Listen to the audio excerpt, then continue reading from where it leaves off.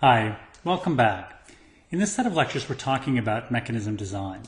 And the idea here is that we want to use models to help us how to design institutions and also how to think about which institution we might use.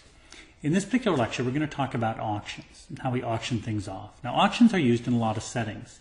They're used to auction off airwaves, oil leases, and there's even things like wine auctions. Now, when you go to these auctions, sometimes they have ascending bids where people call out prices and you keep bidding until no one can bid anymore. Other times there's sealed bid auctions where you just write down an amount. There's a third type of auction we'll talk about as well called a second price auction, which has a slightly more complicated set of rules. Now, when you auction something off, your objective is to get as much money as you can possibly get. And so that's what we'll talk about here. We'll talk about auctions from the perspective of the person who's selling the thing off. And if you're selling the thing off, you want to think about how can I make as much money as I possibly can. So we're going to talk about these three types of auctions: ascending bid, second price, and sealed bid. Now again, an ascending bid is an auction where we just keep calling out prices until no one wants to stay in anymore. A second price auction is a sealed auction where each person writes down an amount. The highest bid gets it, but they get it at the second highest bid. Okay, so it's sort of complicated. So the highest bidder wins the good, but they only pay the second highest bid. And then finally, a sealed bid auction is everybody submits a bid and the highest bidder gets it, but they pay it at the amount that they bid. Okay, so let's start with ascending bid auctions. Ascending bid auctions are pretty simple. Individuals keep calling out bids, or there's an auctioneer, until no one is willing to go above a price, and whoever's bid the highest price gets it. So let's think about how that would work. Now, when I think about how that would work, we've got to think about different types of behavioral models. Remember, we said there's sort of three ways we can think about modeling people. One is we can think of people being rational. The other is we can think of people following psychological rules, having maybe some biases. And the third thing, we can think about people being rule following, having some sort of heuristic or rule of thumb that they use in different situations.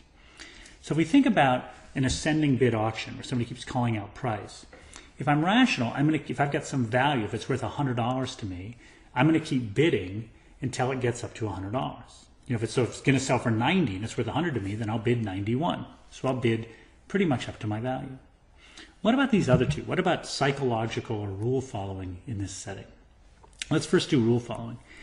In this setting, a rule following bidder might have some rule, like I'm going to start out at half my value and then I'm going to go up by $5 or $2. They might have some fairly sophisticated heuristic about how they raise their bids. But at the end of the day, it seems like they're probably only going to bid up to their value. They wouldn't bid above their value because then they're paying more than it's worth to them. And they probably wouldn't stop bidding at less than their value. However, the rule could determine how much they raise bids by and things like that. Now, for a psychological bidder, here a bunch of things could come in. It could be that their initial bid is based on how much the previous good sold for, or all sorts of things. But again, it's hard to imagine in this ascending bid auction someone not bidding for something if it was going to sell for less than they wanted it for. It's also hard to imagine someone bidding more than they value something for. Well, maybe that's not that hard, because you can imagine in an ascending bid auction that people could get in a frenzy. They could really want to win. So even though something's valued at $100, to them, it might be that if they're winning it at 95 and then somebody else bids 105, that they bid 110 just for the thrill of winning. Once I was talking to a real auctioneer recently at a charity auction, and he said that he feels he can raise the amount of money, increase the amount of money that you get, because he gets people all excited and they get excited about winning, and they forget that even though they only want that vase for $100, they'll pay $150 just for the thrill of winning, for the thrill of the chase. So psychological models in this setting could actually lead to higher values. But let's start out by assuming that people are rational. So what's the outcome in an ascending bid auction? The good just goes to whoever bid the most. So fairly straightforward. How much is that person going to pay? Well, they're probably going to pay the value of the second highest bidder. Why is that? Because let's suppose that one person values at 100 and another person values at 70. So it starts out the bidding is at 40 and then 50 and then 60 and at 70. And at 70, this person's going to drop out. So this person who values at 100 shouldn't pay any more than 70. Yeah, they could make a mistake. If their rule is to keep incrementing by 10, they could pay 80. But most of the time, you'd expect them to pay only a little bit over 70. Only a little bit over the value of the second highest bidder. Okay, now let's look at a second price auction. Totally different auction mechanism, and we can compare the two. In a second price auction, everybody writes down a bid. Whoever has the highest bid gets it, but you pay the second highest price. So let's suppose there's three bidders. One bidder values it at, one puts in 90, one puts in 60, one puts at 70. So the winner is the one that bids 90, but they only pay 70 because they pay the second highest price. Totally straightforward. Well, let's think about how you'd bid in this setting. You could be a rational bidder, a psychological bidder, a rule-following bidder. Let's focus on the rational bidder to start. Let's think about how would you rationally bid in this setting. So let's suppose your value is 80, and let's for a moment suppose you bid your true value, you bid 80. But all we care about is the highest other bid. So if the highest other bid is 60 and you bid 80, you're going to get it, right? You're going to pay 60, so you're going to end up winning, in a sense, $20 because you paid 60 and it was worth 80. Suppose the highest other bid is 75. If you bid 80, you get it, you pay 75, and so your net gain is going to be 5. Well, let's suppose the highest other bid is 85, so you're no longer the highest bid. That means somebody else is going to get it, they're going to pay 80, you don't get it, so your value is 0. So your values are 25 and 0. Well, let's suppose you think, maybe I should bid a little bit more. Maybe I should bid 90. Well, if you bid 90 and the highest other bid is 60, you're going to get it for 60, and so your net is going to be 20. Now, why 20? 20 because you valued it at 80 and you paid 60. So bidding 90 didn't hurt you any. You know, the fact that you bid 10 over your bid, your real value didn't cost you at all. Well, suppose the highest other bid is 75. Again, you bid 90, but you only pay 75, and so your net is 5 just as it was before. But suppose the highest other bid is 85, and now you bid 90. Well, now you're going to pay 85. You only value it at 80, so you're going to lose 5. Notice you're worse off than you were before, because before, in that case, you didn't lose anything, and here you lose 5. So it's fairly clear in a second price auction you don't want to overbid. But do you want to underbid? Suppose you bid 70, highest other bid is 60, you're going to get it for 60, so your net is going to be 20. But if the second highest bid is 75, and you bid 70, then you're not going to get it, because they're going to get it, and they're only going to pay 70, and you're going to say, oh, I wish I'd have bid 80, or at least 76. So you're only going to get 0, whereas if you would have bid 80, you'd have gotten it for 75 and you'd have made $5. And finally, if the highest other bid is 85, you're not going to get it anyway and your payoff is 0. So what we see in the second price auction is if you tell the truth, you get 25-0. If you overbid, you get 25 minus 5. And if you underbid, you get 20-0-0. So the rational bidder, in this case, should bid your true value. What about the other types of bidders? What if you're a rule-following bidder?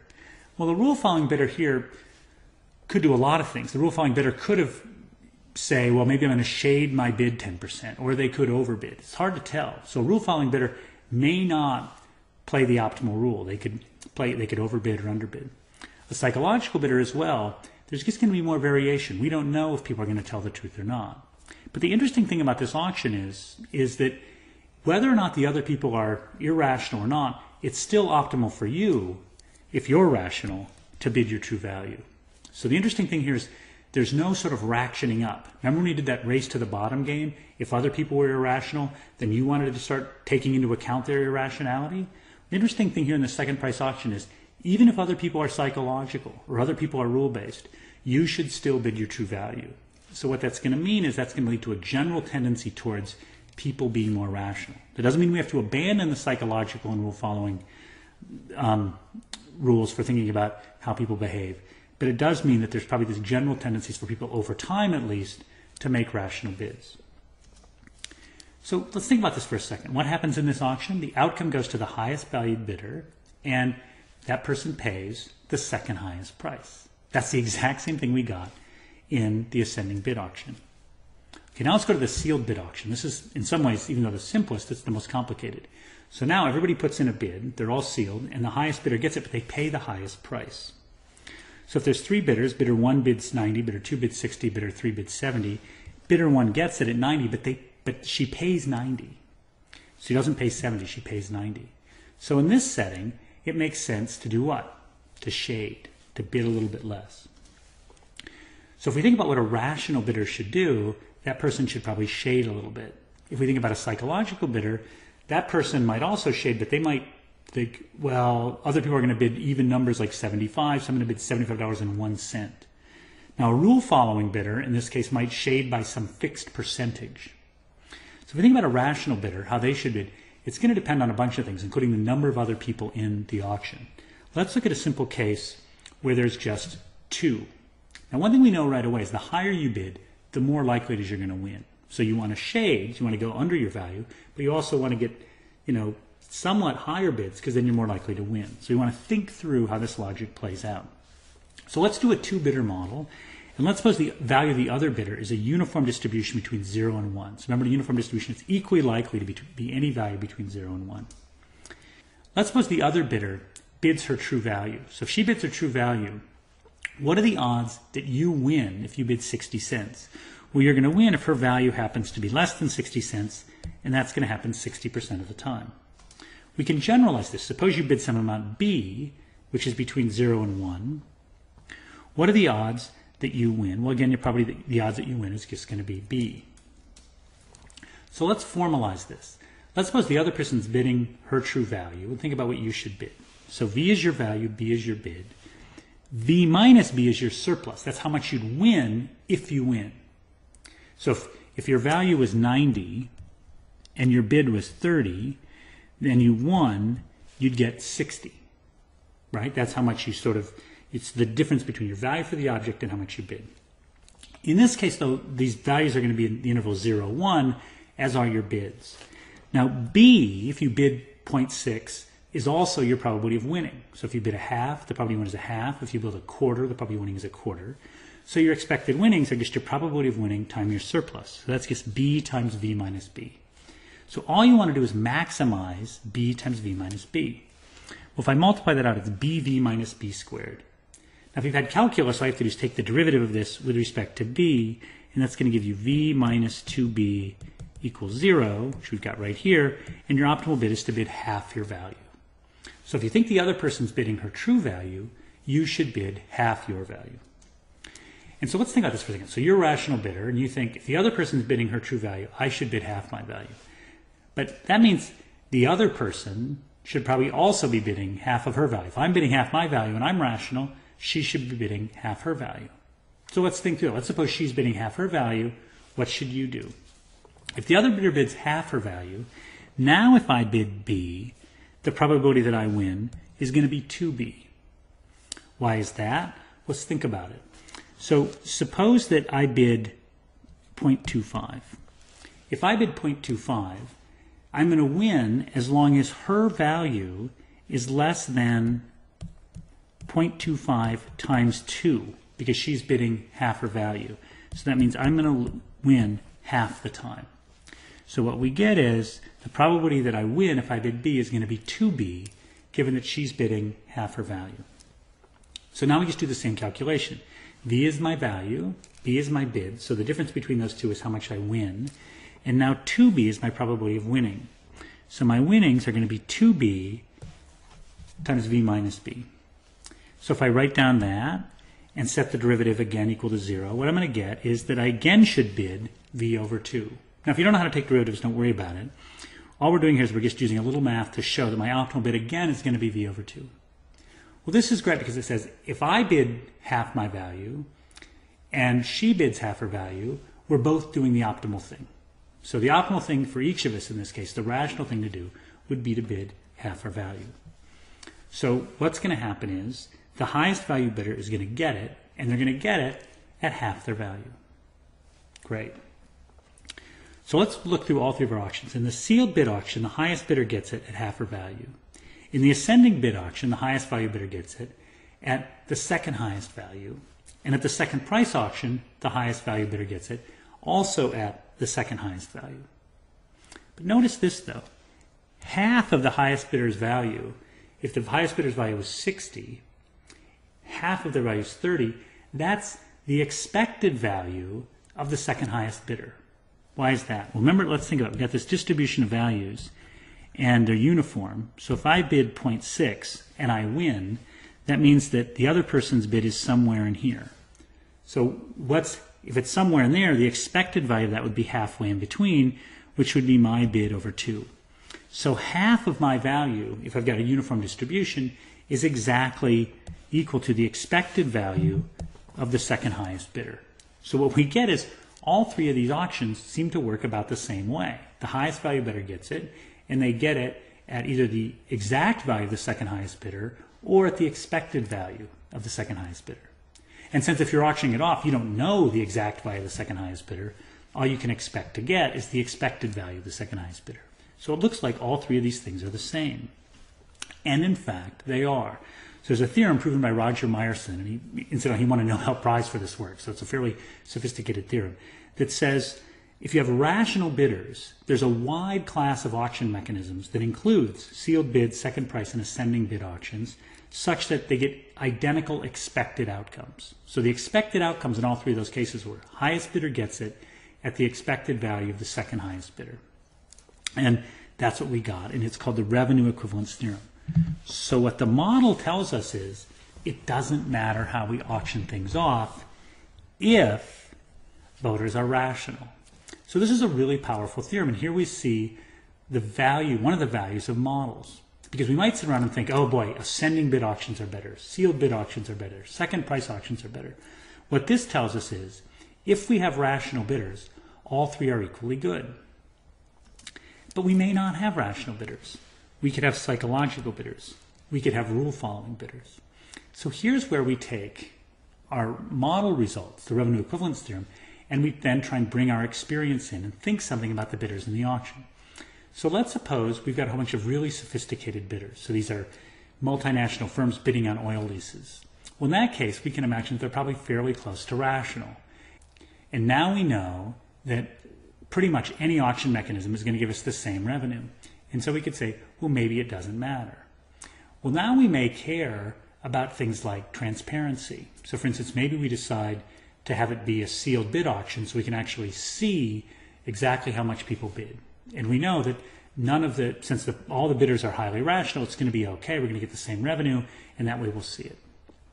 Let's suppose instead we're having some charity auction, or we're auctioning off something in the community just for fun.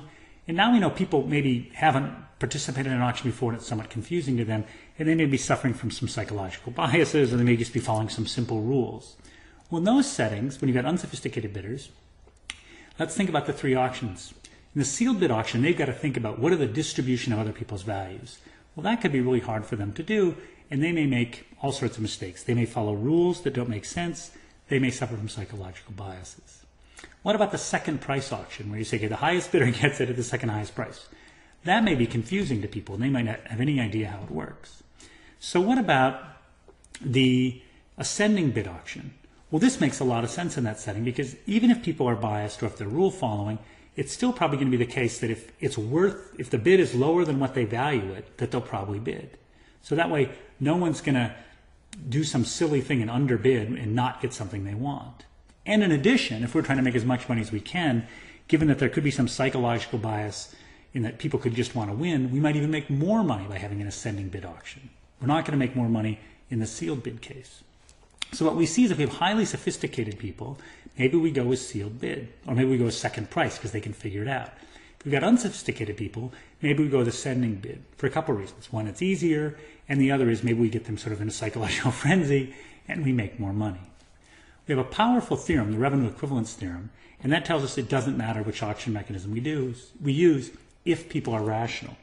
But if we think about how people actually behave, we can then start to make some distinctions about what institution to auction things off might work best. And in some cases, we might want sealed bid, and in some cases, we might want ascending, and in other cases, we might want second price. So what we've seen here is we can write down models of auctions, and we can develop some really profound results saying that it doesn't matter how you auction things off, provided some conditions are met. So that's really nice. It sort of frees us up to think about other things, and it frees us up to think about how are people actually going to behave? How much information do they have? How sophisticated are they? How many of them are there? And that can then we can use those criteria to decide which auctions we're going to use, as opposed to spending our time thinking about, well, this auction's better than this auction on purely rational grounds. So when we talked about why do we model? Why do we assume even rational actors? Remember I said benchmarks are good things. Remember I said Roger Myerson says, the one who's got the revenue equivalence theorem, that assuming rational behavior is often a very good benchmark. Well, we saw that was the case here in auctions, because we see if people are rational, doesn't matter what mechanism you use. Once we relax that assumption, then the mechanism may matter. But now we know what criteria to use to think about choosing among auction mechanisms. So it's really useful. Models are really helpful. All right. Thank you.